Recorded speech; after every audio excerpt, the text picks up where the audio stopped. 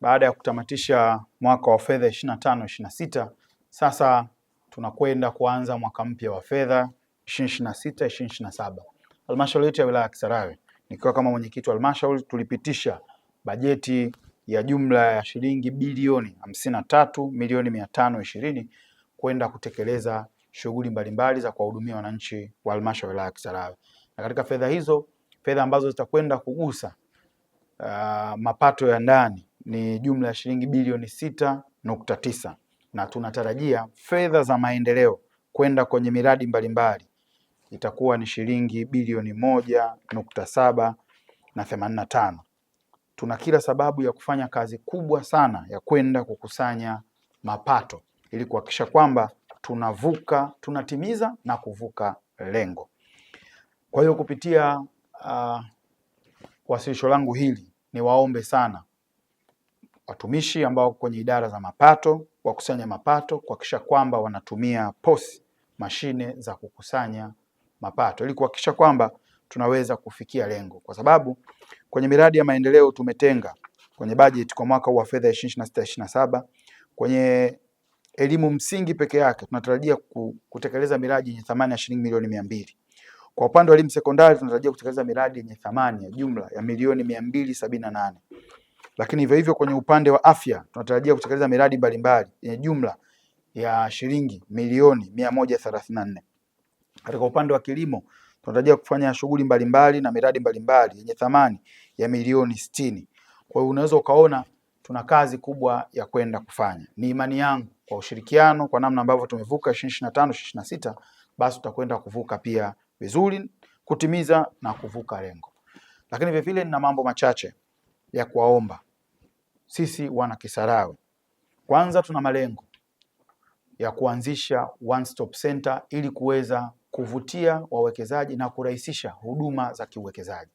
Tunatamani kuwa na jengo moja ambalo mwekezaji yoyote akifika atapata huduma zote kwa sehemu moja. Ni matazamio yetu ndani ya siku 60 tuweze kukamilisha jambo hili la kuhakikisha kwamba tuna one stop center ambayo inaweza katoa huduma.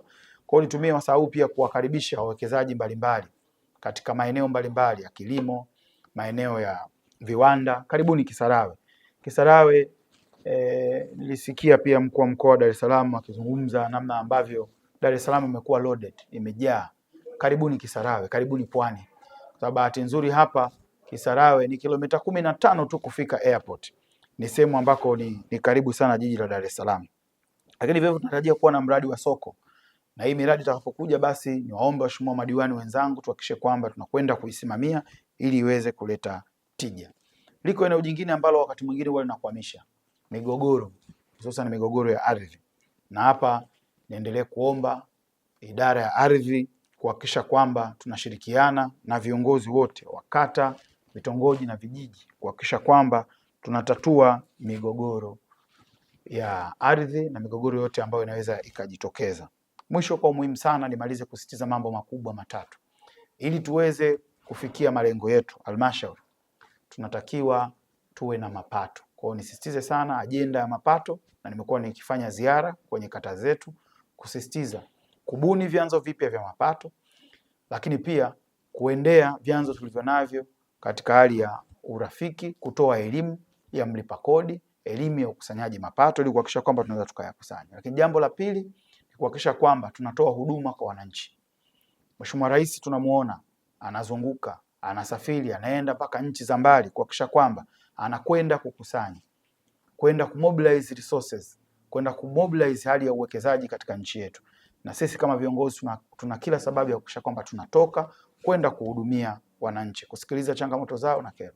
Kwa kupitia press conference hii niombe waheshimiwa madiwani wa DC zetu, vikao vya kamati za maendeleo ya kata kwa mujibu wa kanuni kila baada ya miezi mitatu vifanyike. Lakini hivyo hivyo mikutano ya vijiji ili wananchi waweze kupata wasaa wa kusikilizwa changamoto zao.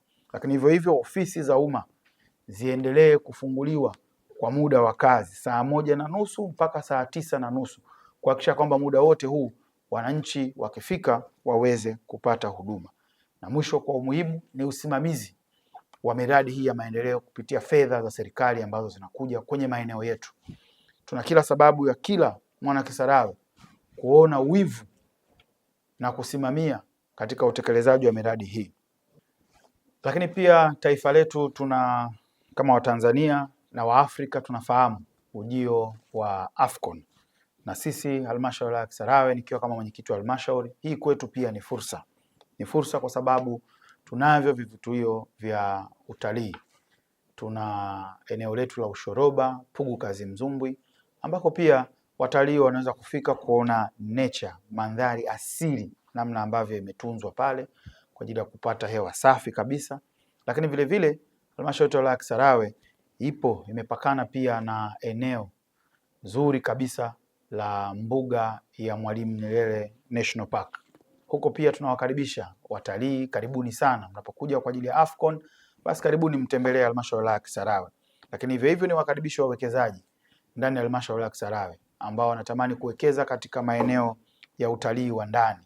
Tuna hali ya asili sana ambayo na utulivu ambayo mwekezaji anaweza akawekeza, na kwa sababu tayari tumeshafungua milango ya kuanzisha one stop center, tunawakaribisha ili tuweze kuhakikisha kwamba mapato yanaweza kupatikana katika taifa letu la Tanzania, lakini mapato ndani ya halmashauri ya Kisarawe yanaweza kukusanywa kupitia utalii wa ndani. Karibuni sana.